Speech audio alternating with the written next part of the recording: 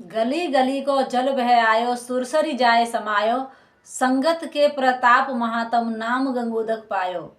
गली गली का जल आकर के यमुना जी में या गंगा जी में जब मिलता है तो वह उन्हीं का स्वरूप धारण कर लेते हैं। कहते हैं गंगा जी में मिला तो गंगा जी, यमुना जी में मिला तो यमुना जी, तो वह अपनी सामर्थ्य खो देते हैं और वह स्वयं गंगा हो जाते हैं। तो ये संगत का प्रताप होता है कि वह स्वयं भी गंगा जल हो गए। तो कहते हैं जब बड़े बड़े नालों का जल गंगा जी में आ जाता है तो वह गंगा जल ही हो जाते हैं।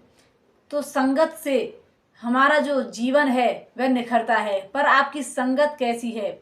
संगत यदि किसी भक्त के साथ आप बैठते उठते हैं तो प्रभु का नाम स्वतः ही आपके मुख से निकलेगा।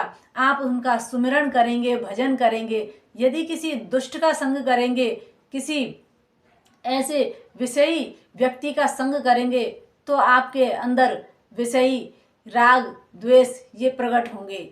तो इसलिए हमें हमेशा प्रभु के भक्तों का संग करना चाहिए, क्योंकि ये जीवन बार बार नहीं मिलता है। प्रभु ने हमें कृपा करके ये देह दी है, तो मनुष्य देह का मतलब ही यही है कि हम प्रभु का नाम जप कर सकें।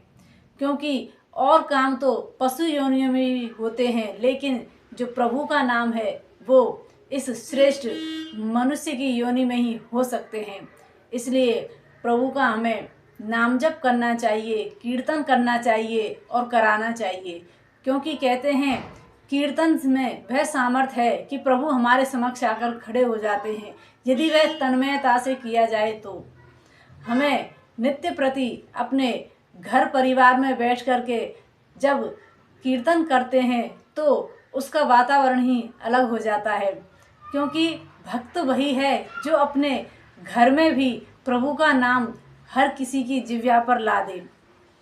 हम प्रभु के भक्त तो कहलाते हैं, लेकिन हम प्रभु के नाम को किसी को लेना नहीं सिखाते।